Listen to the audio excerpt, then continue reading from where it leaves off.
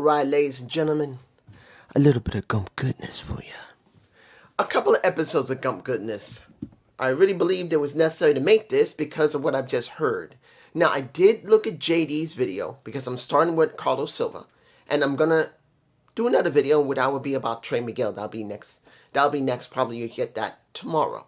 But let's start with Carlos Silva. Now, as anyone knows, I have been very, in the beginning, and I don't say it often, worried about what happens with TNA dealing with WWE. Can TNA function without WWE's collaboration? Can they get anywhere on their own when that collaboration ends? That was always a big question for me personally.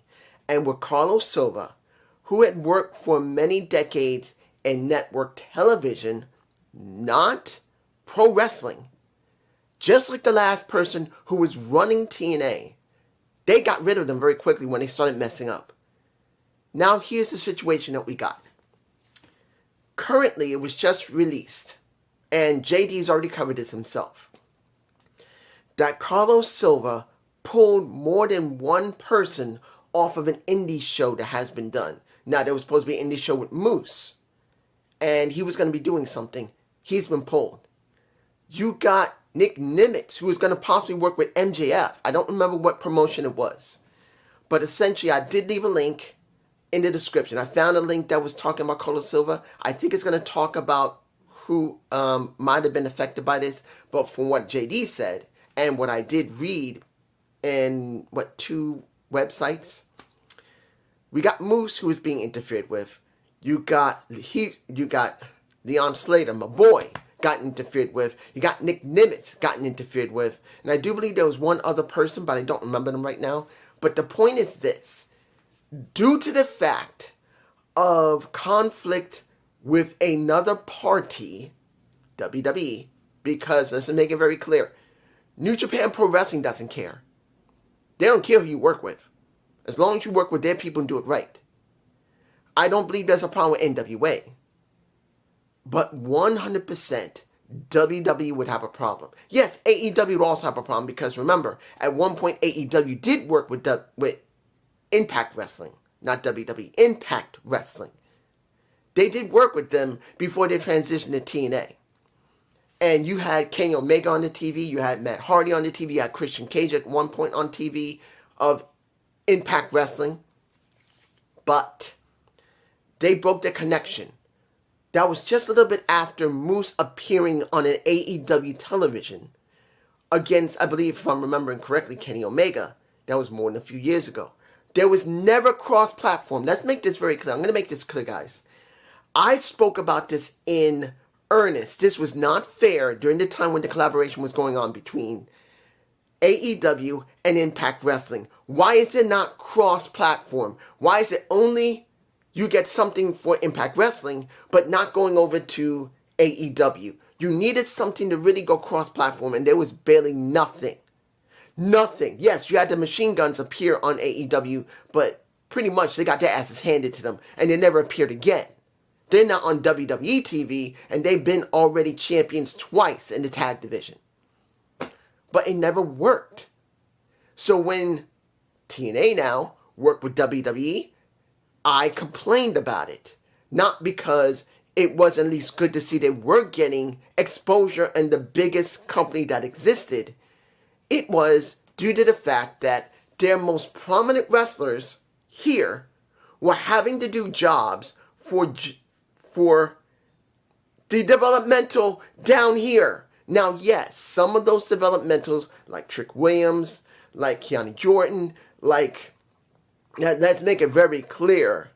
Lash Legends, I believe, is going to get somewhere when they do her right. And more few people that have been on the main roster. When you look at Carmelo Hayes, when you look at Ilya Dragunov, all those people are going to get somewhere if they book them correctly in WWE, which is a big question right now because they're not really booking anyone correctly. They're just wanting to keep everything like this and do the status quo and try to squeeze as much of the status quo as they can to make as much money as possible. But taking away from WWE, TNA is the issue. I was worried about what would TNA do without WWE.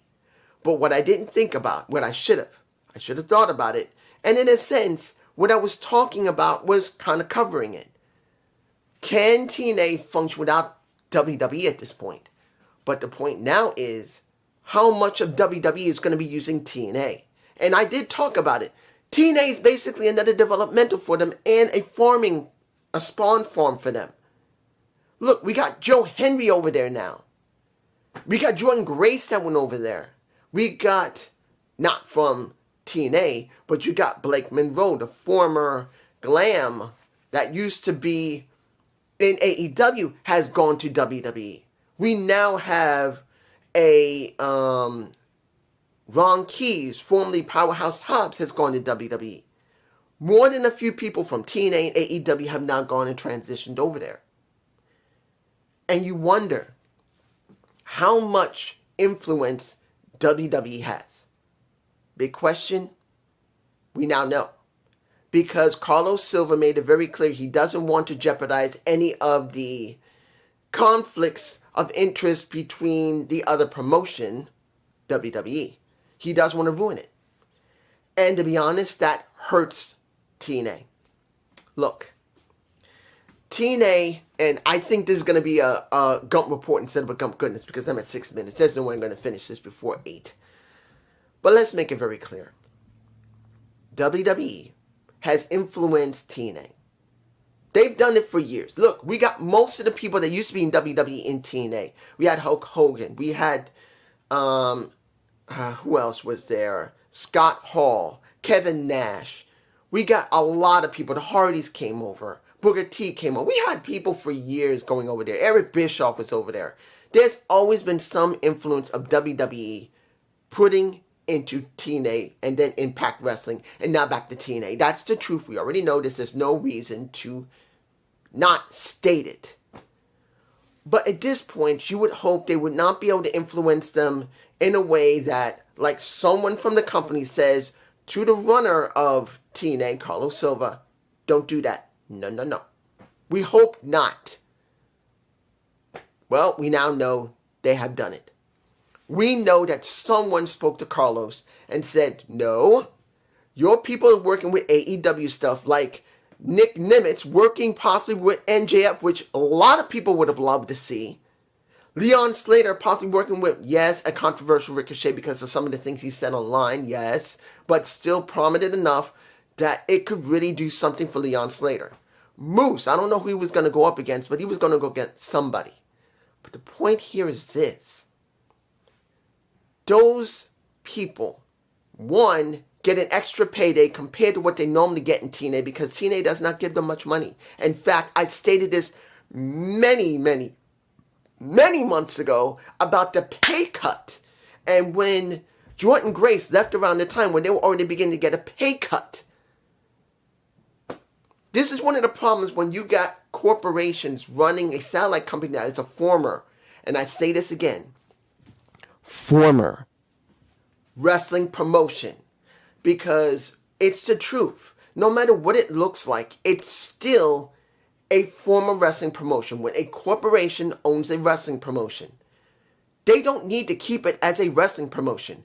When it's a satellite company, they can give an order, like I said with WWE, like what nobody wants to hear, and you can check it yourself, and I say this to anyone if they're watching this, go Google TKO Group Holdings. Go Google it and find out if Ari Emanuel still owns TKO or Endeavor for that matters. You can check for yourself through business. Silver Lake has the defining shares of Silver Lake Global currently has over 60 to 70% of the shares of Endeavor Group Holdings, which runs Endeavor, TKO, UFC, WWE. They own it. And Ari is no longer not just the CEO, but the owner of Endeavor. He sold the remaining shares. He's only a CEO, and no one understands that. Go check for yourself. I'm not saying it. It's already been revealed. But the key here is this.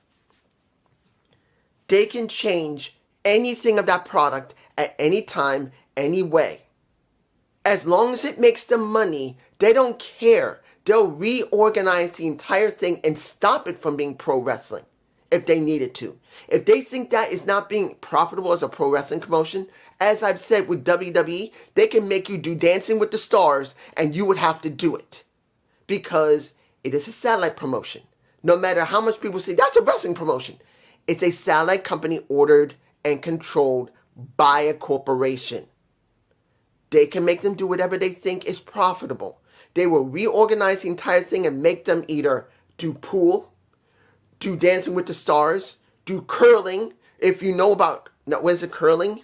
Where they take some type of thing and scrub the ice as you hit a puck and scrub it so you can try and get it all the way to the end of a hockey rink. See how far you can get it. They'll do it that too if it makes them money. So right now, as it stands, somebody from WWE spoke to Carlos Silva to get this ended. They're not supposed to do it anymore.